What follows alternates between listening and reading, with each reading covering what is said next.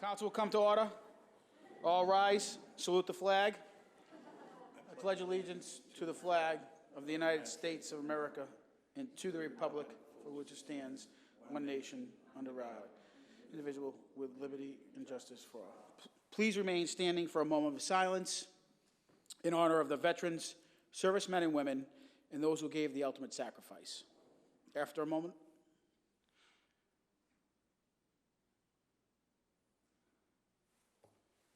Thank you. Clerk will call the roll.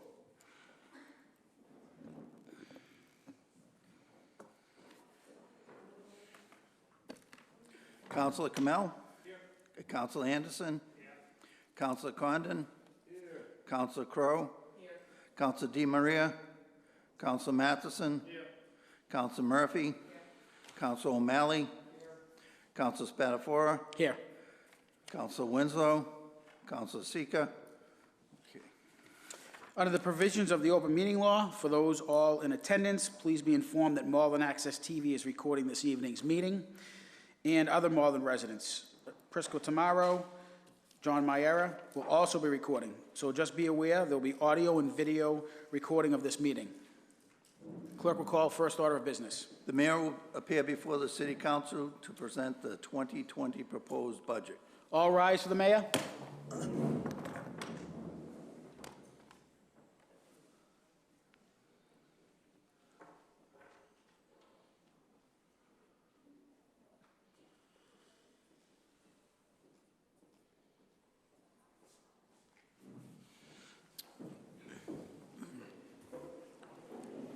Mayor, the mic should be live. Good evening. I ended last year's budget presentation by stating that Malden's financial future was back on track. 1 year later, nothing has changed from me saying that again. On the revenue side, we continue to enjoy a consistent, strong performance in areas such as permitting, new growth, in excise tax collections. As a matter of fact, Malden has experienced 4 consecutive years of new growth of over $1 million each year. We also finally saw a significant increase in Chapter 70 funding thanks to an effort being led by our Senator, Jason Lewis, to revamp the foundation budget. In fact, it's the Senate increase that held us up from sending down a budget sooner, but the wait was worth it. The additional $1.9 million in Chapter 70 funds, as well as the additional savings from our Honeywell project, will go a long way in helping our public schools. For example, one of the highlights within the school department budget is our proposal to hire 10 additional teachers who will be used to help drive down class sizes across the district. To give you some idea on what this will mean, we currently have 2 science classes at the high school with over 30 students in each class. That starting next year, under our proposal, we will have 16 to 17 students per class. This couldn't happen at a better time as our students are becoming more and more interested in science and math. In addition to Senator Lewis, I want to thank our parents, teachers, administrators, school committee, and community in general for their support over the years to help tonight's proposal become a reality. Finally, one could argue that revenue projections in this budget could be considered conservative as they do not include the funds we anticipate getting within 90 days of the opening of the casino, nor do they include any revenue that may come our way from the licensing of marijuana. On the expense side, all departments remain fully staffed. One of the largest increases in expenses was due to our pension obligations, which went up 7.3%, or $850,000. But while this challenge is happening year over year, we remain on track to be one of the systems scheduled to reach a fully funded status earlier than most. So we believe this prudent approach will pay dividends in the future.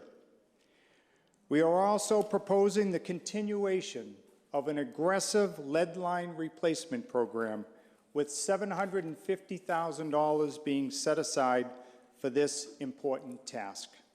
A new appropriation is included in the engineering department to address stormwater costs resulting from recently enacted regulations issued by the Department of Environmental Protection.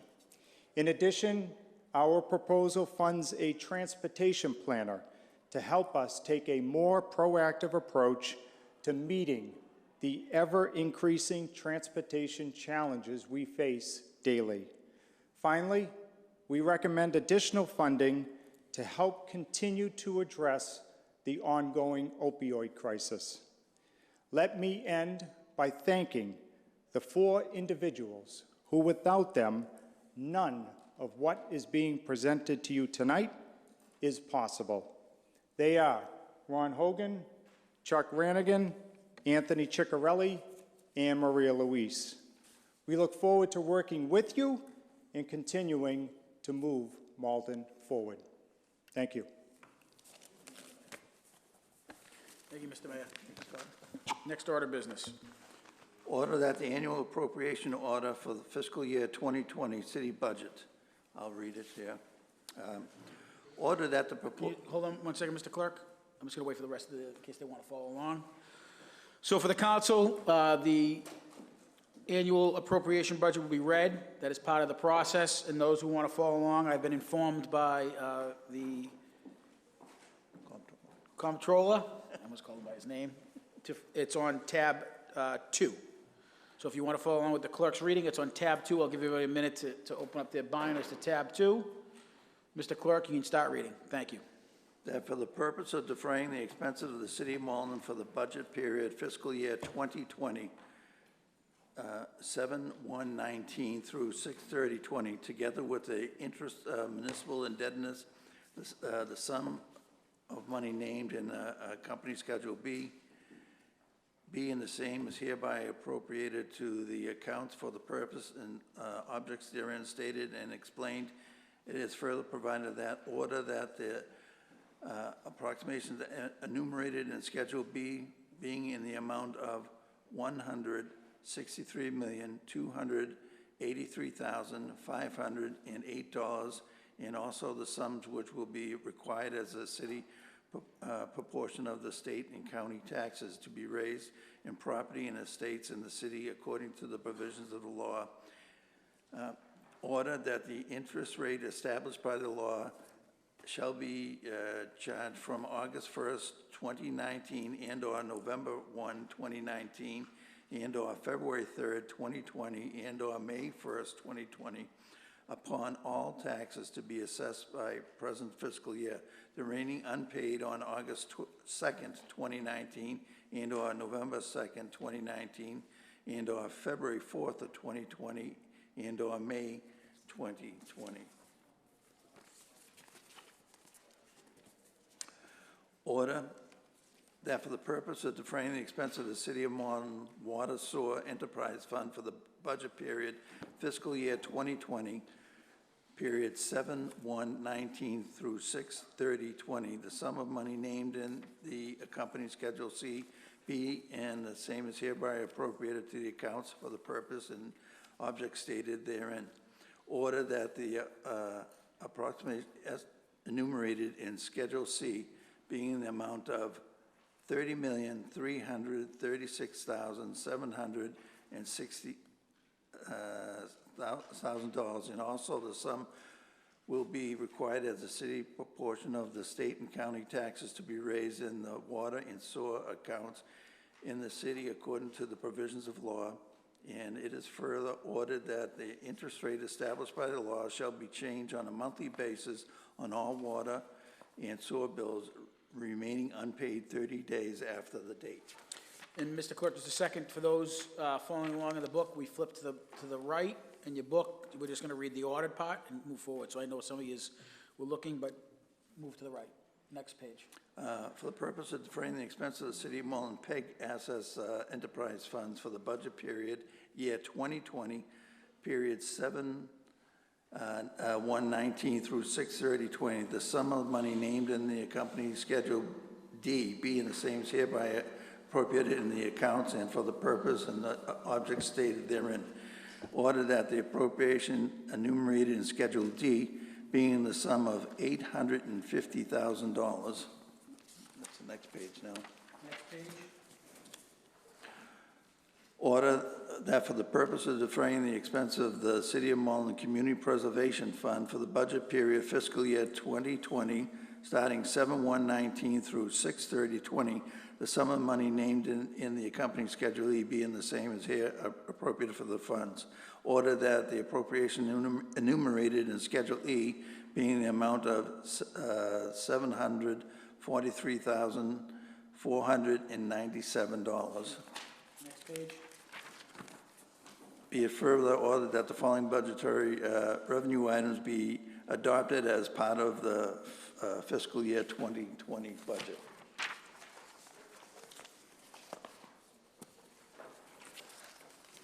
I believe that is it, Mr. That's it. Mic on. That is it, Yep, Mr. that's Clerk? it. Yep. On Councilor Camel's motion to refer the matter to finance, all in favor? All opposed? The ayes have it. The matter is referred to finance. Next order of I business? don't have anything else. It looks to be the docket is clear. Personal privilege. Okay, looks like Councilor Murphy. Councilor Murphy. Just like to remind everyone, oops, got a little, Background. yeah. Like to remind everyone that this coming Monday is our Memorial Day Parade. We hope everyone will join us. I believe there is a dedication at 9 a.m. in Ward 1. Councilor Crowe, would you like to speak to the particulars of that? And I will just say the parade kicks the corner of Belmont and Ferry, and the parade kicks off at 10 a.m. So we hope to see everyone out to support and say thank you to all of our veterans and those who are in the service today, protecting us. Thank you, Councilor Murphy. It looks like Councilor O'Malley was next. Councilor O'Malley. Thank you. I didn't know. It does have quite a lot of feedback tonight, huh? Well, I just wanted to wish everyone a happy Memorial Day. I'm sure you've seen around the city, we have put up all brand new American flags. It looks great.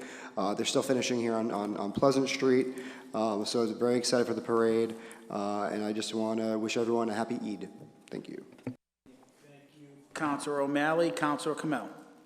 I just want to remind folks that we are having two sessions that are on the Trafton Revitalization Project, that the study is being funded by the recent CPA awards. Those are going to be Wednesday, May 29th at 7 p.m. and Wednesday, June 12th at 7 p.m., both at the Police Station Community Room at 800 Eastern Ave. Thank you.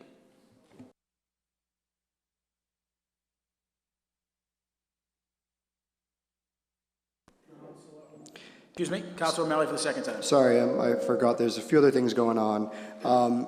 You might remember the council passed a demolition delay and historic facade protection ordinance. The Historic Commission will be meeting on two different parcels. One will be next Tuesday at 11 a.m. At, I think it's 17 Pleasant Street. Actually, no, I think it's going to be 110 Pleasant Street where they're going to be meeting. And it's on the Faces new proposal. It's the old bank. I've been in contact with the property owner, and they do not plan to do anything detrimental to the historic facade. So I think that's one of the reasons, that should be a safe one. But it's still important to know that that's going on. And in addition, this is another week away, but on June 5th, At 7 p.m., the Historic Commission will be having a other public hearing for the potential demolition of 2 historic structures or significant structures, one being 1 Salem Street, which is the corner building at Converse Square where Salem Ferry and Main Street intersect. You know it as the Teen Center on the ground floor. And then the second one is 15 Ferry Street, which is directly behind it. And you'd know that as the building formerly owned by Chris Fallon. So if you'd like to come out and talk about how we can save or potentially reuse these structures, please come out on June 5th, Tuesday at 7 p.m. Thank you. Councilor O'Malley. Anybody else? Going once, going twice. Just if I could indulge everybody, I want to wish everybody, I don't know if it's a happy Memorial Day. I just want to go along with that. Obviously, it's an important day, and it's come out and support our troops and the ones who have given the ultimate sacrifice. But also, I would like to ask the council for a moment of silence. There was a police officer, Al Gert, known as Al Macy, passed away last week. He was buried today. Al was, I think, a 38-year veteran of the force. Very dear friend of mine, one of the great police officers. Unfortunately, been sick the last couple months and passed away last week. So a moment of silence will be greatly appreciated.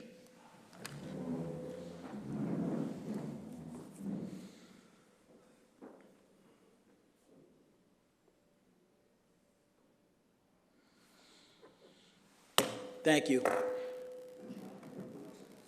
Who? I don't have them. I'll give you the mic, Councilor O'Malley. So if you can continue standing, Councilor. There's another moment of silence, Councilor O'Malley. Did I turn it on? Here you go. It's on. 1 second.